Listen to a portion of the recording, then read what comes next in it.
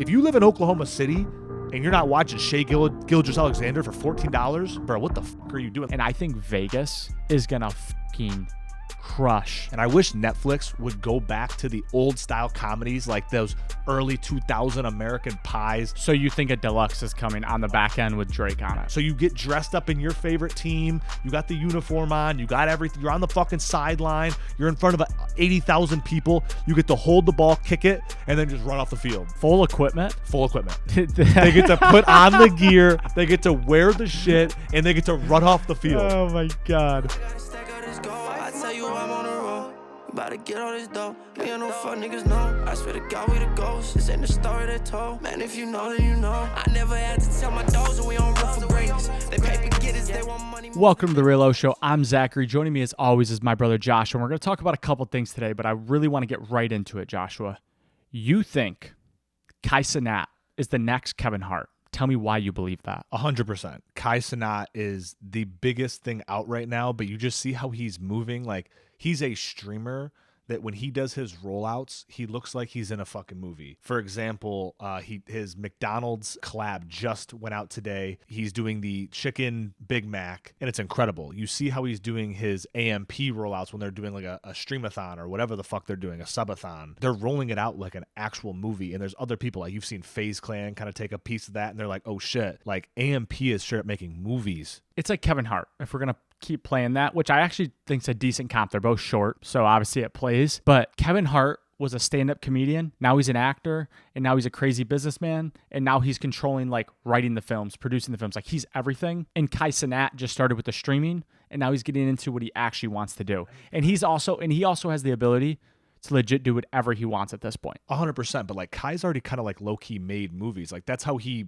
built that relationship with Ray, the streamer from Taiwan. And it was literally because he wanted to have like a Jackie Chan-esque partner for a makeshift Rush Hour.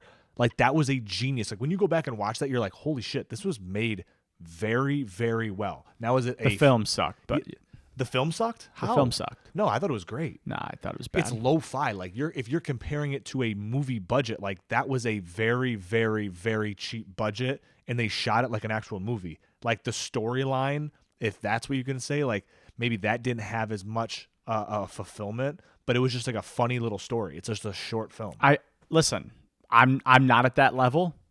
I don't have awareness like that, but personally, I didn't like it. It's like music. Some people can love the song. Some people can fucking hate the song. I just think it's a different taste. It's like when Cole Bennett made a short film. A lot of people were like, "What is this?" But when you actually look back at that, you're like, "Wow, this is actually incredible." But I do give Kai credit about the short film. Is I said he just opened the door for 5-minute, 10-minute movies to take over. I did say that. Yeah, I mean, I don't know if the 5-10 minute movie is going to take over. I think that it opens the door to like be like, hey, you can make a bigger project. Like, you might see a guy like Kai.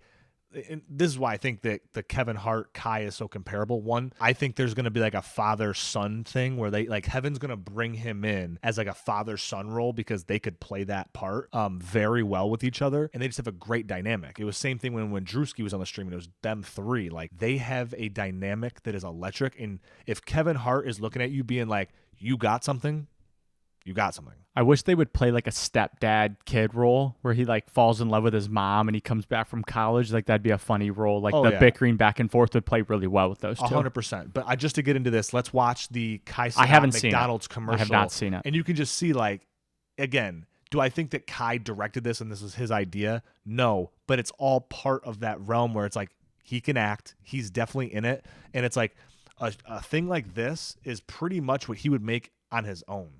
Can I help you? Can I please get a big... What I need from you is a chicken Big Mac. A chicken Big Mac? That's not a Big Mac. Actually, it is. It's not... Not a Big Mac. Chicken Big Mac? Chicken back, special sauce, lettuce, cheese, and pickles on a sesame seed bun. Enjoy.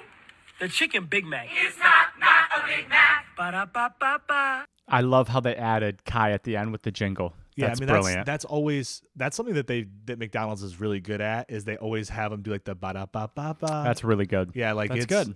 Listen, Kai, you can just tell he's got the chops to act. Like, he can do it. Like, one thing I've noticed is when they're on stream, they're acting the whole time. Think about that. He's done 30, 80, multiple day, week-long streams. Like, bro, to act that long, to wake up and have to, like, be on it, that's a talent. And a lot of people, like, that's why I almost relate it to, like, Broadway. Like, you see, like, these actors, right? They go into movies a lot of times. Now, sometimes Broadway actors, they start up in Broadway, then they make their way in it. But like a guy like Neil Patrick Harris, for example, he kind of did it all, then went back to Broadway just to be like, I got the chops for like that live automatic feedback. If you mess up, there's nowhere to run.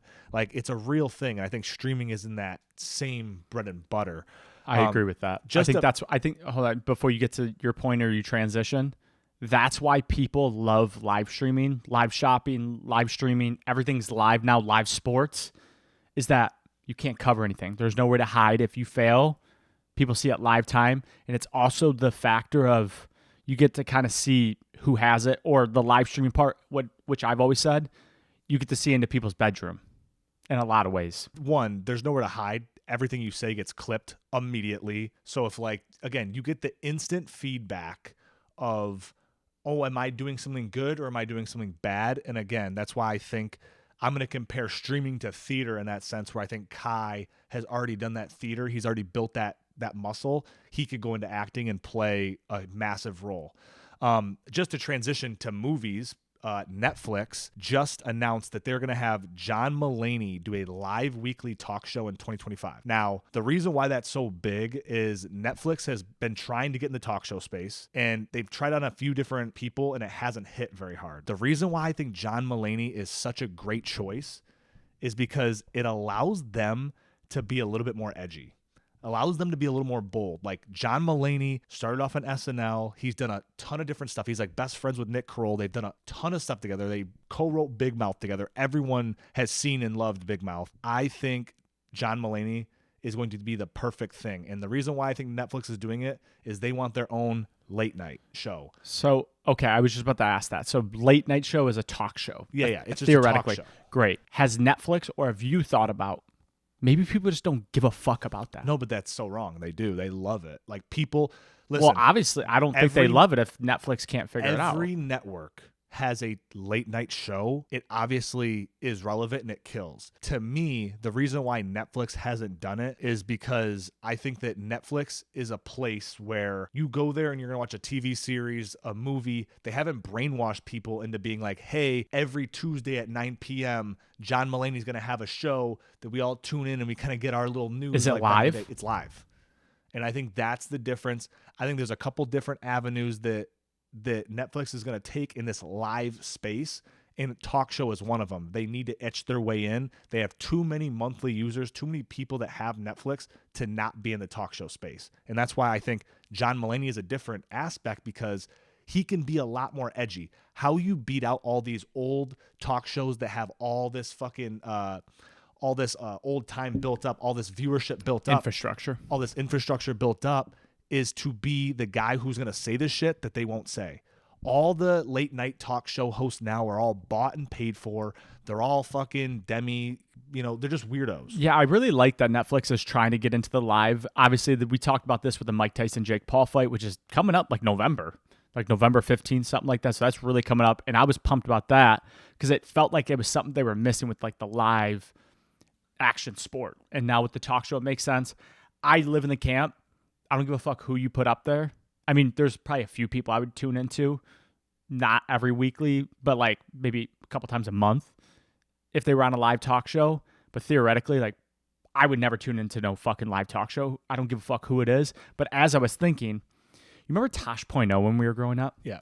Tosh would fucking kill a live live talk show. Tosh originally was supposed to be Is he in like that. dead? No, like, what's wrong with him? Like, where did he go? He get canceled like 9 times? He just made a ton of money, and now he has like his own podcast. Like, he had a family, so he kind of stepped back a little bit. Tosh is hilarious. I would love to see him.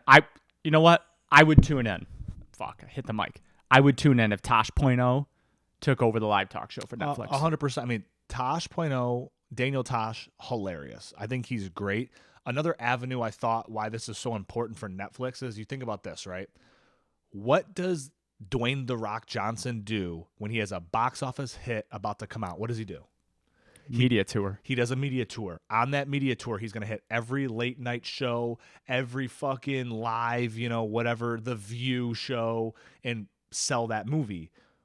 Netflix is constantly dropping Netflix originals. What a place to put your Netflix originals and do that media-esque tour than on your own talk show. The Netflix originals, though, are just bought and paid for. No, the Netflix, it's a genius idea. It's great to own the own film, but the problem is they put them at the top 10 and they're not top 10 films. Listen, that's very fair. But what my point is Netflix is doing something that none of these other places are doing. Well, now they are, but Netflix is doing on a bigger scale because they have more money, is putting more shots out. You don't know what's going to hit. And I wish Netflix would go back to the old style comedies like those early 2000 American Pies, raunchy fucking, because that shit will sell. It doesn't take a whole lot of budget. It's not like this fucking Dune fucking Avatar production. Like, do these funny, silly comedies. Give Shane Gillis, give fucking Burt Kreischer, all these fucking funny comedians. Let them make a movie. Give them fucking $20-30 million and be like, go make a movie. I bet you one of them will be a hit. I mean, Adam Sandler has made a career. Off that. Adam Sandler has more movies than anybody, and that's why he has 8 or 9 good movies, because he put 150 out. Yeah. It's interesting. Let's transition, dude. Rod Wave, Last Lap. We're dropping this on Friday, so Last Lap will be live. It is not live currently. Let's talk Tracklist, because I'm so excited. I already got my ticket booked to see Rod Wave live in New Jersey in December, so I'm already fired up for that. This album is what, 20-something songs? 23. 23 songs. I can't wait. Yeah, I'm pumped about it. Very, very sad, though. Very sad. Why is that? No Drake. Yeah, I noticed. No Drake. And part of me was, I thought he teased Drake a little bit. My theory is on that, it's almost like how they do concerts nowadays. They like do the whole concert, and they didn't play their best 2 songs. You're like, what the fuck? And they leave. They're like, all right, guys, we'll see you next time. Appreciate the show. And everyone's like, they didn't play the best 2 songs. And they come out, they're like, encore. That is what So you think a deluxe is coming on the back end with Drake on I think a deluxe is coming. And the only reason why I say that is, again, I don't know what that does in the albums, like how many albums you owe the record label. If you give a deluxe, maybe it doesn't count. Maybe it's just extra songs. Maybe it's just the artist being like, here's a couple of my favorites. But what better time than to put him on, like put Drake on the deluxe? I mean, it's actually an interesting take, because if you put Drake on the project, people are only going to listen to that song. It gives you time to actually listen to it. And Rod Wave is very much like you have to listen to it 4 times before you're like, this is like the best project ever. Rod Wave is also big enough to hold that Drake feature for sure. And I almost think it's more lucrative for a guy like Rod Wave in the sense, and this is why, strictly because when you drop a deluxe a month later, it makes people re-listen to the album. It makes the album re-relevant. You put a Drake feature on that deluxe, oh my God, it's just going to re-blow up your album. I fully agree. I'm actually a little nervous for this album. I'm a little nervous. Why is that? Because Nostalgia was so good and probably my favorite project Rod Wave's ever made, and it's just tough to follow up. It's tough. I don't even know if I'm ready for this project, to be honest with you. I don't even know if I'm ready, and that's what scares me. Yeah. I think it's the perfect time. I'm excited. I was excited for the drop of this because, again, I booked my tour ticket before he even announced the album. I just knew when he announced a tour that an album was coming. No one announces a tour and doesn't have a project ready rolling out. So I knew he was going to do that. I'm excited. I'm never going to be mad. It's like when Drake drops an album. I'm never going to be mad that Drake dropped an album. I might be like, oh, fuck, am I not going to get a Drake album now for 3 years?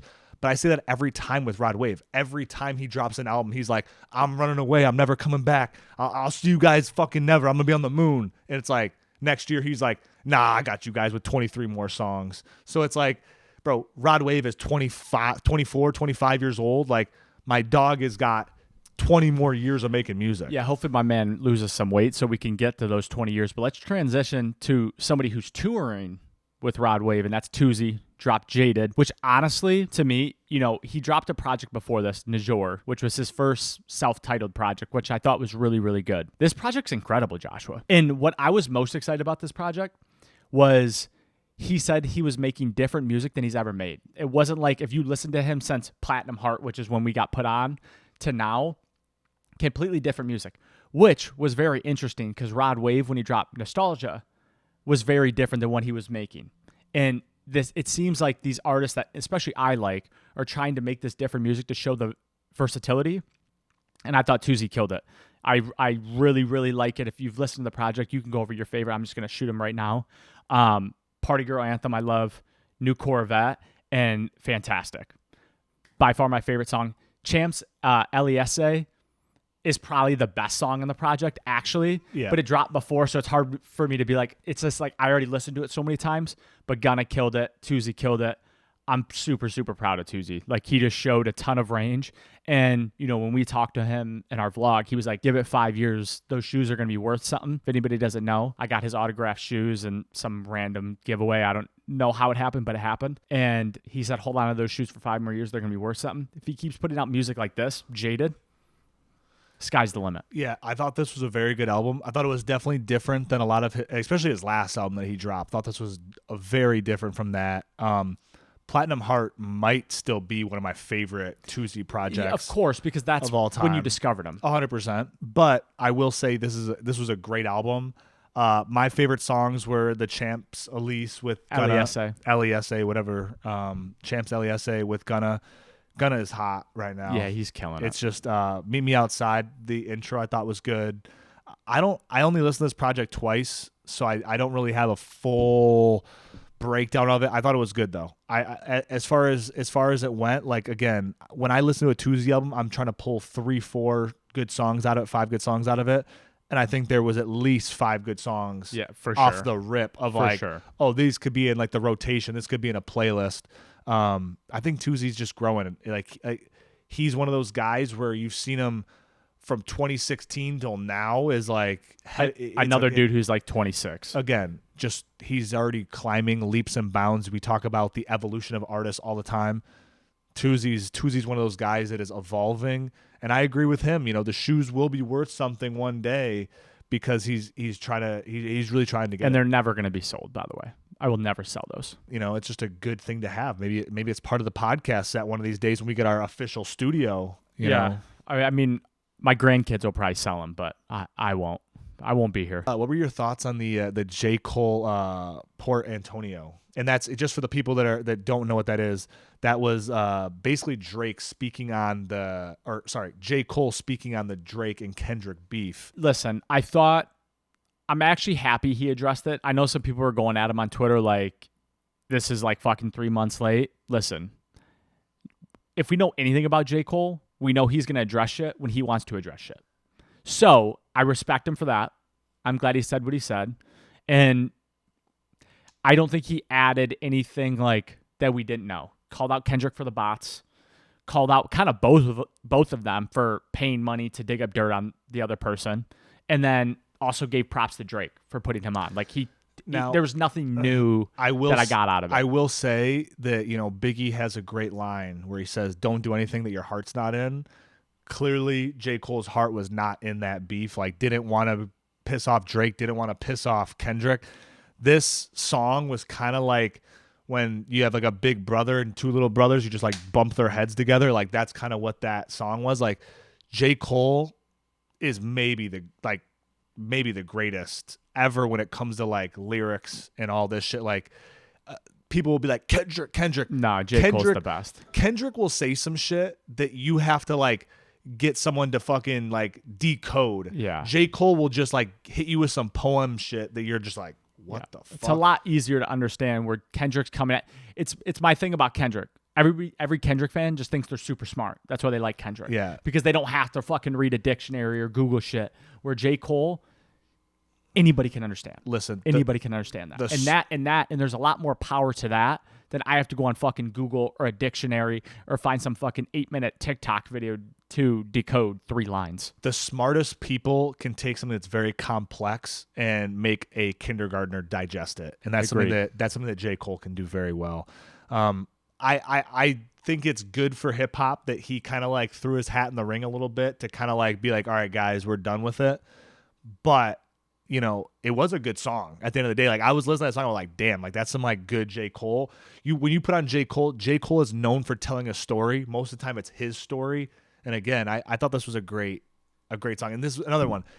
He says a lot of shit up front, but this is another song where it's like over the weeks, you're going to see people like decoding shit. Like, oh, this is from this. Like, J. Cole's talking about this time when Kendrick and Drake. So it's like more shit will come out with it.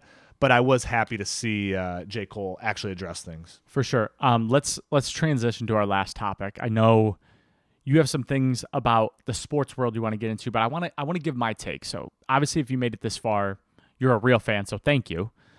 Drop wristband, and we'll send you a black or white wristband. DM us on Instagram. But I want to add sports. Right? We had a crazy week of college football this past week. Yeah. 5 of the top 11 teams got upset. I think like 8 through 11 all got upset. And I want to put this on wax because I think it's true.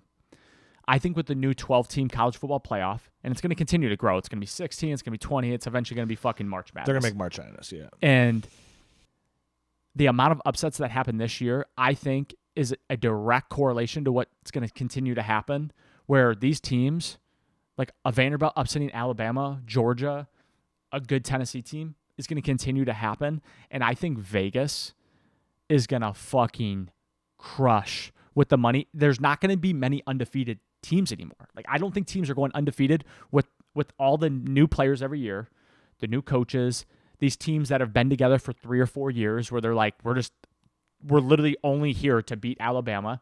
And then you just have Vegas really just influencing it. I think it's getting to that point. It's just like the NFL, like college football. We've been saying that for a long time. College football is evolving into the mini NFL. That is true.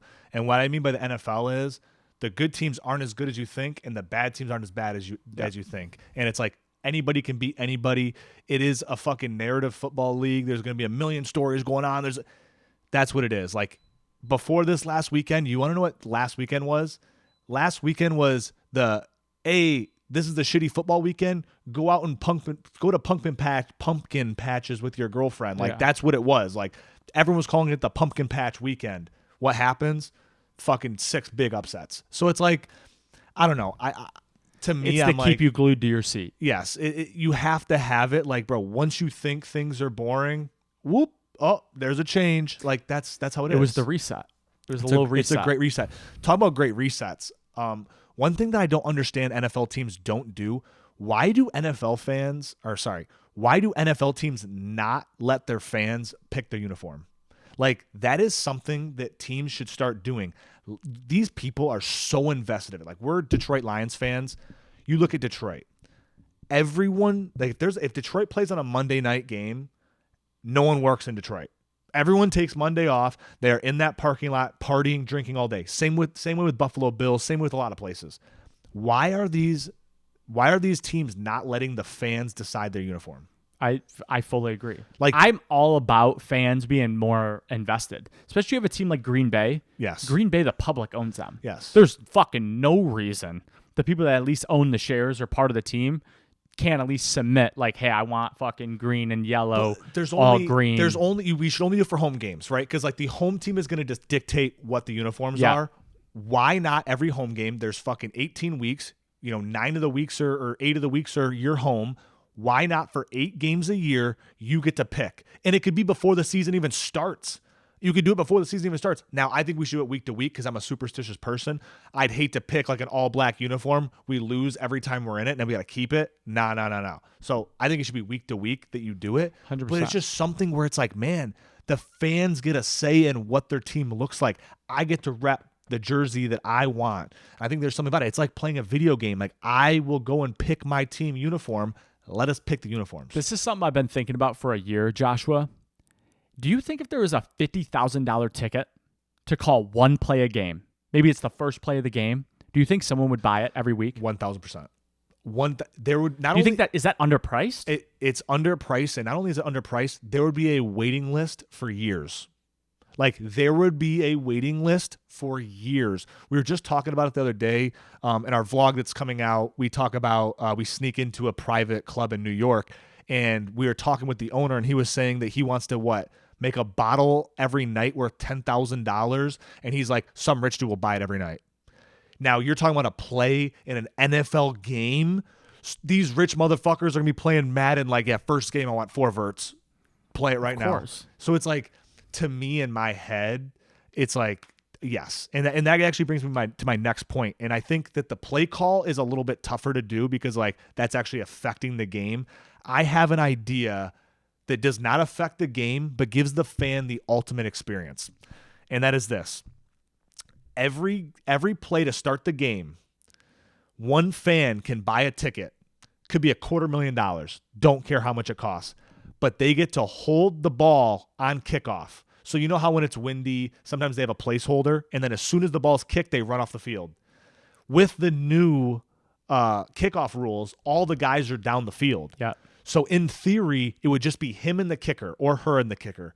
So you get dressed up in your favorite team. You got the uniform on. You got everything. You're on the fucking sideline. You're in front of 80,000 people. You get to hold the ball, kick it, and then just run off the field. Like, to me, dude, that's the ultimate experience. Full equipment. They get to put on the gear, they get to wear the shit, and they get to run off the field. Oh my god, that's fucking hilarious, dude. Do you not understand like how like everyone wants an experience? Like, bro, I played in an NFL game. Are you serious? I listen. That it's my theory about when I thought a year ago about you get to call one play. You could name your price. Yeah, like, you could fucking pay your quarterback's yearly salary with 9 home games, selling 9 plays. And how you could do it is one, you have to vet these people, obviously. Like, they have to be able to run. They have to be able to, like, do things. With that being said, and they would get one practice with the team, like, where they actually, like, do a couple kickoffs and run. Like, they get to practice it a couple times with the team. I'm telling you right now, these fucking rich dudes would pay a sickening amount of money. Like, bro, people would be mortgaging their house just to hold the ball for a Tennessee Titans game. Like, that's real. I wonder what the regulations amongst that are. Because if I was an owner, I'd be doing this shit tomorrow. Bro, I'd be Jerry Jones or fucking whatever the fuck his name is, Jerry Jones. Yeah, whatever. Jerry Jones. I'd be in that bitch going, hey, $250,000 a ticket. We got 8 home games. You can hold one. First kick we got. Because why the fuck not? And like, obviously there'd be a severe punishment. This dude just goes rogue on the field. Like, you just reset. Or do you just one person buys it? It's fucking $2 million. You get all 9 games, home games. No, I don't think it should be one person. But maybe it's like one person a year gets it. It's like you got to fucking pay like $3-4 million, and there's one guy a year opening night. I'm telling you, dude, the ultimate experience. Like, fuck a play call. Like, I'm in this bitch because, like, here's the thing. Imagine you do $50,000 for a play call. Aaron Rodgers gets 3 plays a down. He just audibles your play the second you do it. No, you can't audible. I'm just saying. Can't audible. But what the fuck? Well, okay. In that case, you have to give Rodgers like 3 plays. You know what I mean? I'm just saying. It's a little bit more far-fetched. All right. But it's the first play of the game. Let's close out the pod, though. I want to play a little game with Zachary. This game is most expensive ticket in the NBA for opening night and cheapest tickets in the NBA. So how we're going to do this is for opening night. This is for opening night. We'll do the top 5 most expensive NBA home opener ticket prices by team and price. So you guess the team, I'll tell you the price. Good. Number 1 is definitely Celtics opening night. They are number 2 at $240. And it's average ticket. Average ticket price. Lakers are definitely on there. Lakers are 4 at $179. That seems crazy. Warriors are definitely on there. Warriors are 5 at $126. So what, I have 2, 4, 5? You have 2, 4, and 5. So 1 and 3. Fuck. Who the fuck? Jeez. One's in the West and one's in the East. Nuggets? Nope. Clippers?